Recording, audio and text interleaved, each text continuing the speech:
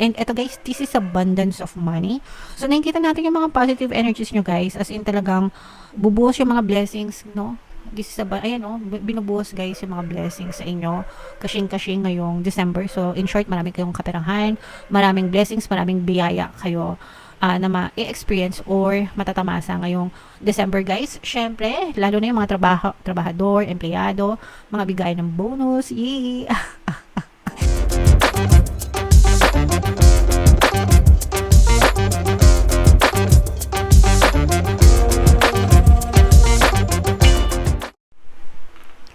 Hello guys, hello Sagittarius, welcome back to Pinay Pixie Tarot. Ang pamagatang episode natin for tonight is Money Money Come to Me. Ito yung ating money reading for December para sa Sagittarius guys. Sun, Moon, Rising, Sign, and Venus. By the way, mga kapixie, naka-upload na sa ating YouTube channel yung inyong 2025 kapalaran. Mga kapixie, kung hindi nyo pa napapanood, punta lang kayo dun sa ating YouTube homepage. Hanapin nyo lang yung video para sa zodiac sign nyo. So, eto guys, ito yung money manifesting technique para sa inyo mga kapixie. Achieve. Write down a list of all your career objectives ranging from the modest to the magnificent. Don't limit yourself or worry about how to achieve them. Simply do your best each day, keeping your thoughts focused on your goals. Okay? So, ito guys, napakagandang nito, no? Technique. Ito yung paggawa ng scripting, no? Scripting technique or scripting method yung tawag dito journaling guys. So sa isang notebook, mga kapiksi, maganda kung meron kayong dedicated notebook for scripting. Pwede rin sa mga digital guys, no? Sa mga tablet, iPad, cellphones, computers, yan.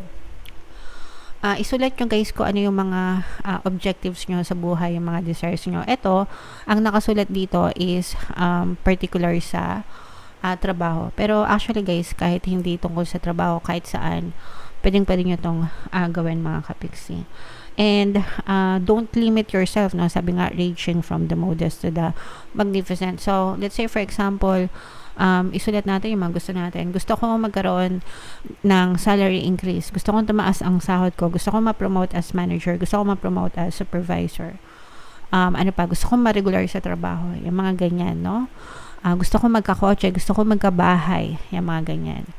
Mga kapiksi. Okay?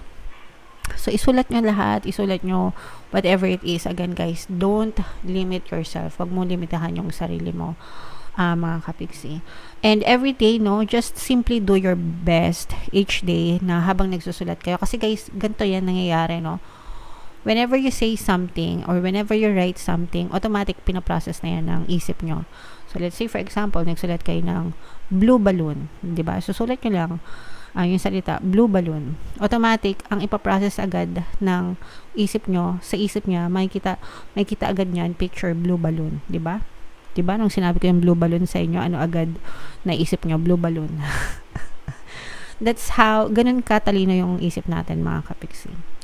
So, lahat ng sinusulat nyo doon, mga kapiksi, na dumadaan sa isip nyo, no? Napaprocess na agad yan ng isip nyo. And the more na ginagawa nyo yan, the more na napaprocess yan sa isip nyo, nagkikreate yan, guys, ng neural pathways, okay? And na-store yan sa memories ng isip nyo, mga kapiksi.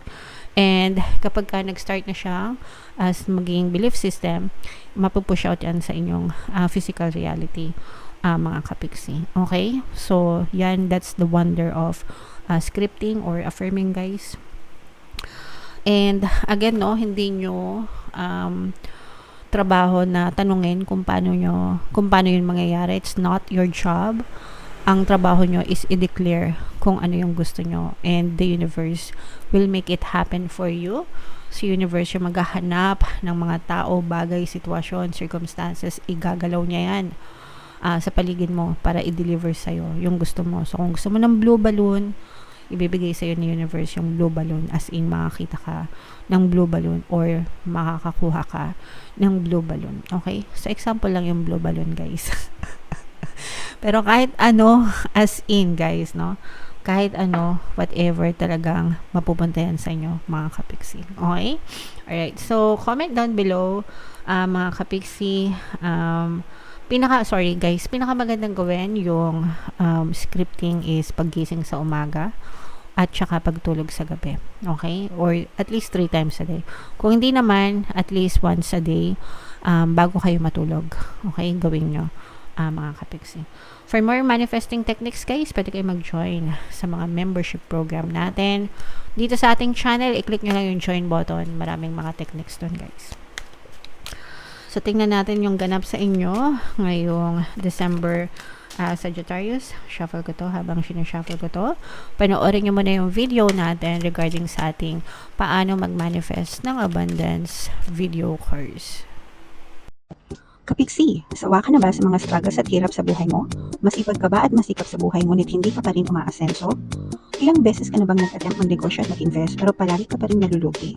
Sa pagkakataon na ito ay maaaring may subconscious beliefs ka na nagiging balakid sa iyong pag-unlad at pagyaman. Introducing, paano mag-manifest ng abundance video course. Dito ay matututunan mo ma-overcome ang mga balakid mo para tuluyan ka ng umunlad, umasenso, sumagana, maging matagumpay, successful at maswerte sa iyong kabuhayan, pera, trabaho, negosyo sa labi at kaperahan ng bonggang-bongga. Dali, mag-send na ng email sa pinoypixie@gmail.com at simulan na ang iyong pagyaman ngayon. Alright, so sa lahat ng gusto mag-avail ng course guys, meron tayong promo ngayong November, magbibigay tayo ng 500 pesos na discount until November 30, kaya mag-avail na kayo guys. And meron din tayong bagong course mga kapiksi, paano mawala ang third party at magkaroon ng harmonious na relationship. Para mawala yung mga kabit na mga jowa nyo guys, 20% discount naman yan until November 30, kaya mag-avail na kayo mga kapiksi. So, Sagittarius guys, ito ay both negative and positive mga kapiksi, no? Sagittarius ka ay represent ng King of Wands. Ito yung ating money energy. Unahin muna natin yung guys, negative energy nyo. Mag-ingat kayo sa baka kasi makapagtalo kayo sa mga competitors, mga kapiksi, o kaya anybody from your workplace, ganyan, kasi baka magkaroon kayo ng conflict, no? Sa trabaho, sa mga katrabaho, o kaya sa mga negosyo, ganyan, baka magkaroon kayo ng conflict and mag-backfire sa inyo. Baka saksakin kayo mga kapiksi. Pag sinabing saksakin, traidorin, ganyan, i-betray, or basta, mga ganong klase ng energy na parang magkakaroon kayo ng conflict tapos mag-backfire sa inyo. So, baka mapasama kayo, in short, and maapektuhan yung mga relationship nyo. So, let's say, for example, baka meron kayong kliyente na hindi naasikaso na maayos, tapos itong kliyente pala na to ay maraming followers, ganyan, tapos binadmouth kayo sa social media. So, yung mga ganun mga kapiksi. Kaya mag-ingat kayo guys palagi sa mga pagkilos nyo. Okay? And another one, mga kapiksi, yun yung nakikita natin sa negative. Sa positive naman guys, ito nakikita ko na you will be free from your fears mga kapiksi. Kasi yung iba sa inyo guys, parang meron kayong mga gustong gawin, pero parang very limited yung mga galaw nyo, yung mga kilos nyo, at saka parang marami kayong kaba sa dibdib at saka sa isip, no? Yung iba nag-overthink kayo, baka hindi ko kayanin, baka ganito, baka hindi kumita, baka mag-fail, baka sumablay, yung mga ganun ba, no? Pero ito guys, nakikita natin na nagkakaroon kayo ng lakas ng loob mga kapiksi na i-overcome nyo yung mga fear nyo, and parang you will take a leap of faith mga kapiksi, and ang kapalit nyan is freedom. Freedom, ganyan. So talagang parang feeling ko makakalaya kayo kapag ka nasimulan nyo guys, magtutuloy-tuloy yan, no? Isang hakbang lang tungo sa pangarap nyo mga kapiksi. And kapag ka nagawa nyo yung big step na yun mga kapiksi, o yung one step na yun, magtutuloy-tuloy yung progress na to mga kapiksi, and maaari mong parang yan na yung magiging start ng katuparan ng mga pangarap mo sa buhay guys. The universe has your back, okay? Hindi ka papabayaan ng universe, hindi ka papabayaan ng mga spirit guides mo. So make sure na kung ano yung gusto mong i-push, lalo na guys sa mga gusto magtrabaho sa ibang bansa or mag-abroad, ganyan, or parang lilipat ng trabaho, yung parang magbabaka sakali mag-apply sa mas malaking posisyon na parang never nyo pang na-experience. Eto na yun mga kapiksi, kasi the universe is guiding you, okay? Hindi ko ipapabayaan ni universe, parang hawak-hawak niya kayo mga kapiksi. Meron ditong presence ng, at saka parang meron kayong mentor guys, no? Ito, water sign at saka earth sign. Capricorn, Taurus, Virgo, Cancer, Pisces, Scorpio. So parang tinutulungan kayo nitong mga tao na to sa paligid nyo para makapagsimula kayo. And eto guys, this is abundance of money. So nakikita natin yung mga positive energies nyo guys, as in talagang bubuhos yung mga blessings, no? This is ayan, no?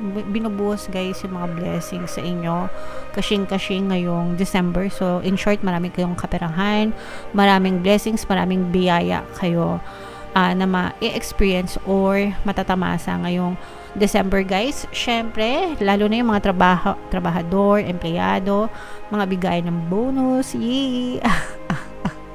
Congrats sa inyo guys. I-claim nyo na yan, i-mine nyo na yan. Mine abundance of money, mine pagbuhos ng blessings, mine mga biyaya, no?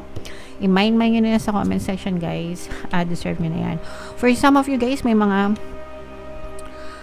parang i-balance nyo lang din yung paggastos nyo mga kapiksi, kasi baka biglang makidaan lang yung mga bonus nyo. Sometimes hindi pa nakukuha, no, na napaglaanan na meron ng napaglalaanan. Okay lang naman yun, basta masaya kayo mga kapiksi. Okay? And eto guys, parang i-ano nyo lang, no, parang pakiramdaman nyo lang din yung mga pakikitungo nyo or pakikisama nyo sa ibang tao mga kapiksi, kasi for some of you parang nakaramdam tayo dito na medyo nagkakaroon kayo ng konting stress, parang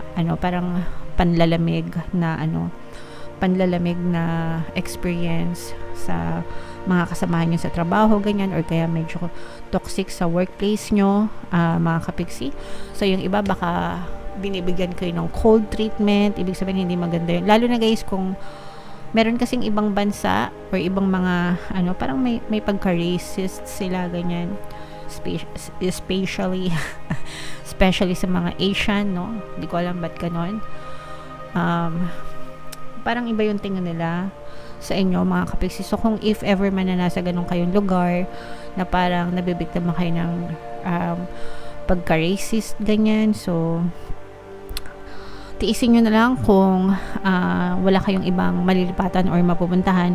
Basta isipin nyo lang na nandun kayo para magtrabaho, i-motivate nyo na lang yung sarili nyo, malalampasan nyo rin yan. And pwede nyo guys pakinggan yung subliminal na swak na swak talaga sa inyo yan. Pampabait ng boss at mga katrabaho. Super effective yan guys kung babasahin nyo yung mga comments doon sa subliminal na yun. As in, marami na tayo natulungan, lalo na yung sa mga OFW na talagang salbahe yung mga amo. Yun, nakakatulong tayo sa kanila mga kapiksi. So, panoorin nyo guys, or pakinggan nyo, makakatulong yun sa inyo para maging maganda yung relationship nyo sa mga katrabaho nyo. Okay?